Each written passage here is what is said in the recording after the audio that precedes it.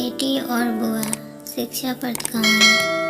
5 minute पहले शांत दिख रहे मम्मी पापा फ़ोन पर बात करके खुशी से चहकने लगे।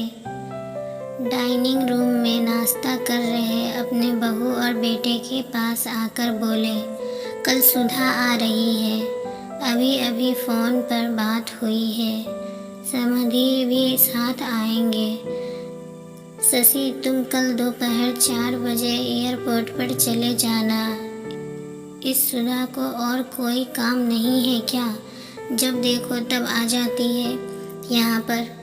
मैं नहीं जा पाऊँगा, मुझे और भी ज़रूरी काम है। क्या वो टैक्सी करके नहीं आ सकती है यहाँ तक? शशि गुस्साई आवाज़ में बोल पड़ा। अपने बेटे के मुंह से अपनी बेटी के लिए ऐसे बोल सुन माँ एकदम दंग रह गई। अरे तबीयत तो ठीक है ना तेरी? कैसी पागलों की तरह बात कर रहा है। घर में 2 गाड़ियाँ होते हुए बहन को टैक्सी में आने के लिए कहता है। माँ बोली, रहने दो, मैं खुद जाकर ले आऊँगा अपनी बेटी को। करने दो उसे अपना काम।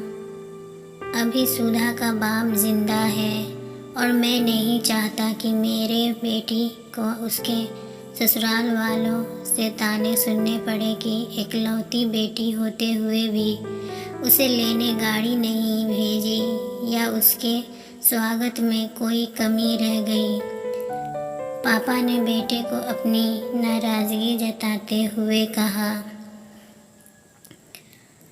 आप दोनों समझते नहीं हो मम्मी पापा, वो जब भी इस घर में आती है तो सारी दिनचर्या बिगाड़ देती है। वो तो आराम से बैठी रहती है किसी महारानी की तरह। हम सबको उसकी आवभगत में लगना पड़ता है।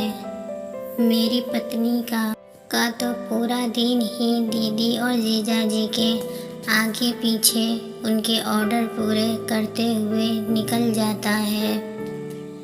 गुस्से से शशि बोला, आज क्या हो गया है तुझे? कैसी बहकी बहकी बातें कर रहा है? बहन है तेरी, कोई पराई तो नहीं है। अब क्या है उसका इस घर में? शादी में दे दिया था ना हमने जितना देना था, फिर क्यों चली आती है बार बार यहाँ पर और हर बार बैग भर भर कर लेकर जाती है? वो अलग आपको समझना चाहिए, वो सिर्फ हमें लूटने आती है और कुछ नहीं। शशि ने तंज कसते हुए कहा, तुझे क्या अगर वो यहाँ से थोड़ा कुछ ले जाती है तो?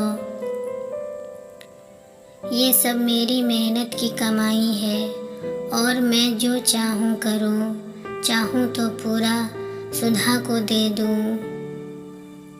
पापा गुस्से से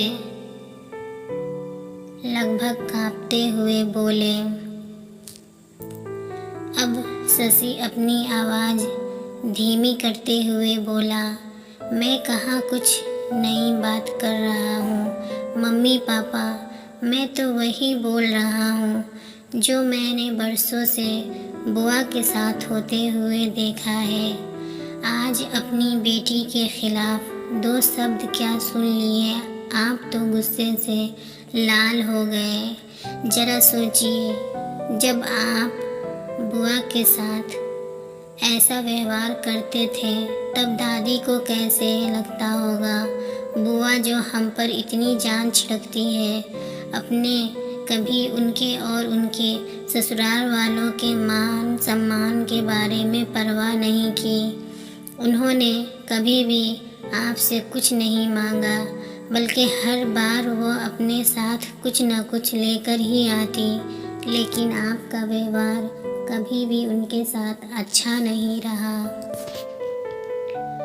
दादी ने भी आपसे कभी नहीं कहा कि मेरी बेटी को पैसे दे दो या कुछ ख़रीद कर दे दो। फिर भी दादी को आपके यहाँ इतनी भी परवानगी नहीं थी कि वो अपनी बेटी को कुछ दिनों के लिए अपने पास बुला कर रहने दें। अपनी बेटी का ऐसा अपमान वो सहन नहीं कर पाई, इसलिए वो गांव में पुराने घर में अकेली रहने चली गई। बुआ भी अपना अपमान सह लेती, पर आपने उनके पति का भी मान नहीं रखा, इसलिए उन्होंने भी हमारे घर आना जाना छोड़ दिया। जिस तरह सुधा इस घर की बेटी है, बुआ भी तो इसी घर की बेटी है। आपने दो बेटियों में फ़र्क करके अच्छा नहीं किया। और रही मेरी बात, तो मैं अपनी बहन से बहुत प्यार करता हूँ। मैं कभी अपनी पत्नी को उसके खिलाफ़ गलत बोलने का हक नहीं दिया और वो बोलेगी भी नहीं। मैं खुद जाकर उसे लेकर आऊँगा, क्योंकि मुझे मेरी बहन पर गर्व है। अपने अच्छे भाई होने पर भी हो सके तो मेरे इन कटु शब्दों के लिए मुझे माफ़ कर देना। इतना कहकर शशि अपने ऑफिस के लिए निकल गया। माँ और पापा का सिर शर्म से झुक गया। थोड़ी देर की शांति के बाद पापा ने हिम्मत कर अपनी बहन को फ़ोन लगाया। बहन के फ़ोन उठाते ही वो फूट फूट कर रो पड़े और बोले, दीदी हमें माफ़ कर दीजिए। हमने इतने साल आपके साथ जो भी बुरा व्यवहार किया, उसके लिए हम सच में शर्मिंदा है। दीदी आपकी बहुत याद आ रही है।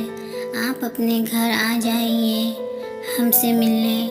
अगर आप कहे तो मैं आ जाता हूँ आपको लेने। दूसरी तरफ दीदी भी रो रही थी। वो भाई की इन थोड़े से ही शब्दों से पिघल गई थी। वो बोली, मैं तुमसे नाराज़ नहीं हूँ भैया। मैं जीजा जी को सारी बात बताकर ज़रूर आऊँगी। दोस्तों, बेटी तो बेटी होती है। बहन हो, बहू हो या बेटी, तीनों में कोई फ़र्क नहीं करना चाहिए। उन्हीं से घर की शोभा होती है और इन्हीं से घर खुशियों से भरा रहता है। वीडियो पसंद आई तो लाइक करें, शेयर करें, चैनल को सब्सक्राइब करें। Thanks for watching.